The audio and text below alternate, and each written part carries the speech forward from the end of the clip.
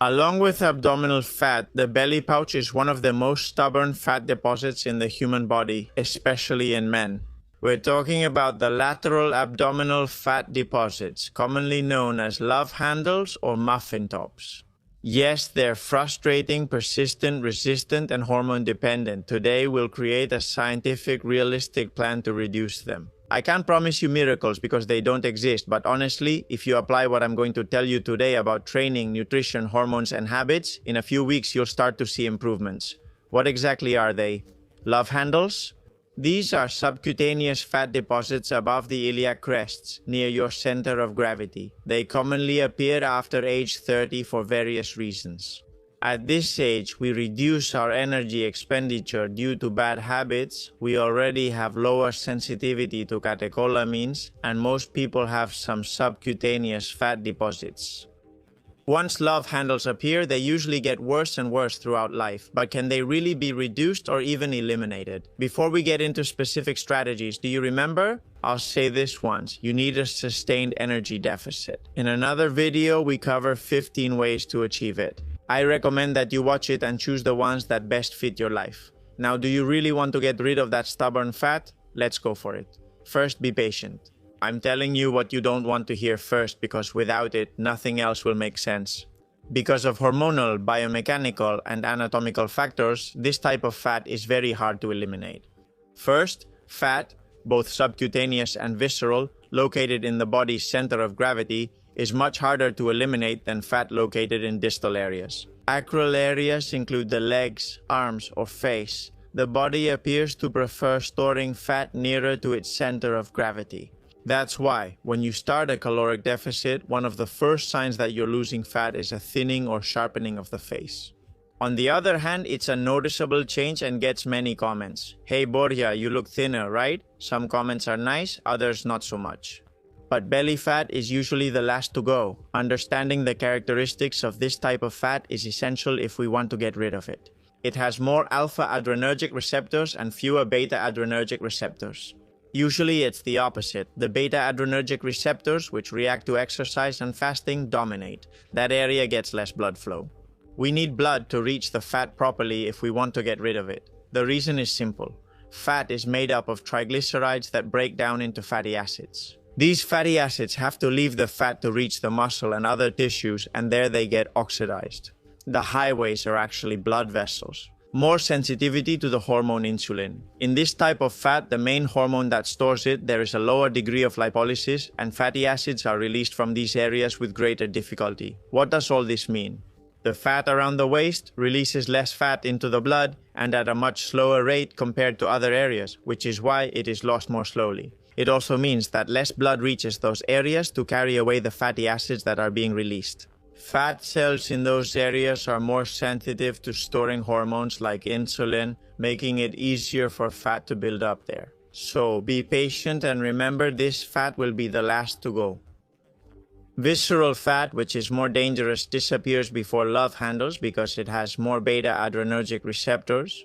This is good for your health because if visceral fat behaved like stubborn fat, we would be in trouble, but it's bad for your appearance. Let's talk about peripheral heart action training. What is it? This training? It's a training methodology that combines muscle strength training and cardiorespiratory capacity in the same session. It's like training cardio and strength together. The method began in the 1940s and gained popularity due to some bodybuilders. It's very easy to understand. It's about alternating upper body and lower body movements. With no rest between exercises, this is the key. No rest between exercises, that's the trick.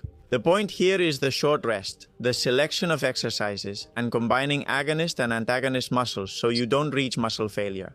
For example, you start with 10 reps of squats at 60% of your 1 rep max, then move on to bench press, 10 reps. Upper body, then you go back to doing deadlifts or lunges, then you move on to pull-ups, and you keep alternating like this between upper body and lower body exercises with no rest or very little rest. Peripheral heart action's main benefit is combining strength and cardio training. You will significantly increase your calorie expenditure, you'll save a lot of time. I love this. Well, these are workouts that last no more than half an hour. In fact, if you give it a try, you'll see that you can keep up a good pace for more than 20 or 25 minutes. And therefore, it's a very valid alternative if you want to burn fat. In this study, using the peripheral heart action methodology, participants improved their maximum strength and VO 2 max more than those who only did high-intensity interval training.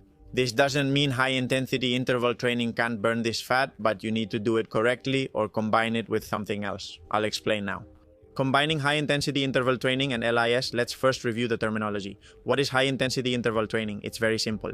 It's a training method that alternates high-intensity intervals with rest or low-intensity periods. LIS with an L is simply training at a low or moderate and steady intensity. The typical continuous run in zone 2-3, running, swimming, rowing, whatever. High intensity is important to activate alpha-2 adrenergic receptors in stubborn fat. In fact, we need intensities above 70% of V2 max. This is because high intensity stimulates the release of catecholamines, stress hormones like adrenaline and noradrenaline. These hormones bind to the receptors. There's a problem. Do you remember what happened? High intensity doesn't burn fat, right? That's it. Even though at high intensity you don't burn fat, you burn more glucose. This doesn't mean you don't mobilize it, remember? Lipolysis refers to releasing fat, while oxidation means burning it. They're different. If high intensity interval training triggers lipolysis, but you don't burn the released fatty acids, what happens to them? They say I re-esterify to form triglycerides and get stored again. That's why, no matter how much high-intensity interval training you do, if you're in a surplus, the mobilized fatty acids will be re-esterified and you'll stay the same as you were. If you remove fat from storage but don't use it, it returns to storage. This is where LIS is useful, right after high-intensity interval training at a low or moderate intensity and sustained over time. An example to put this combination into practice would be to do a series of sprints as high-intensity interval training sprints, for example 15 seconds of sprinting and 45 seconds of rest. And after finishing that high-intensity interval training, all the sets of your high-intensity interval training, do a continuous run for about half an hour at a low intensity. Really, what if high-intensity interval training isn't your thing? You can combine strength training with a low-intensity steady-state session after your workout, the classic strength and cardio combo. Before we continue, I want you to know that Empoder Academy now offers online medical consultations, nutrition, and training coaching. Sign up here and we'll notify you when a spot opens. Let's continue. Choose filling carbohydrates. Many of you, when trying to lose stubborn fat, go for a low-carb or ketogenic diet.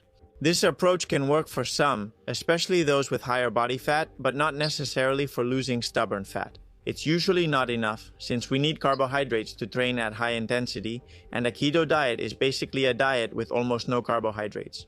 That's why I prefer you choose filling sources of carbohydrates like boiled potatoes instead of cutting out all carbohydrates. Although it has a reputation for being fattening, the truth is that boiled or baked potatoes with a little salt or even a dash of oil are some of the healthiest and most filling sources of carbohydrates out there. Use them. Combining a good source of protein like legumes or eggs with baked or boiled potatoes will help you maintain that calorie deficit for as long as you need to lose that stubborn fat. Should we continue with completely eliminating simple sugars? Yes, sugars are carbohydrates, those love handles. Yes, I recommend that you completely eliminate simple sugars. For many reasons, and not just because they raise insulin. Yes, it's true that sugars raise insulin a lot, and having continuous insulin spikes throughout the day chronically is the easiest way to store fat. That's why simple sugars and refined carbs are linked to these health problems and insulin resistance. Remember that insulin is an anti-lipolytic hormone, meaning that whenever it's elevated, your fat cells are closed and don't release fatty acids into the blood. But except for insulin, simple and added sugars don't affect satiety and let you eat more calories than you realize. Added fructose in sodas and ultra-processed foods combined with a sedentary lifestyle strongly promotes insulin resistance. It's a main cause. And last but not least, when training the oblique abdominal muscles, you have to work both the external and internal obliques. Why? Even with the same body fat percentage, let's say 15%, the person who has firmer and more developed oblique muscles will hide the subcutaneous fat over those muscles much better. And now I'm going to give you 3 exercises that work your obliques really hard. The first one is the cable pallof press, which is an anti-rotation exercise that activates them intensely. It targets both internal and external obliques and uses cable-controlled rotation, making it useful for sports and daily activities. Finally, the side plank adds isometric work for your obliques, helping prevent lower back pain and boost performance. If you include these exercises in your routine, you'll get a much better oblique workout than doing 300 crunches a day. I'll see you in the next video. Thank you for subscribing, a big hug, and keep empowering yourself.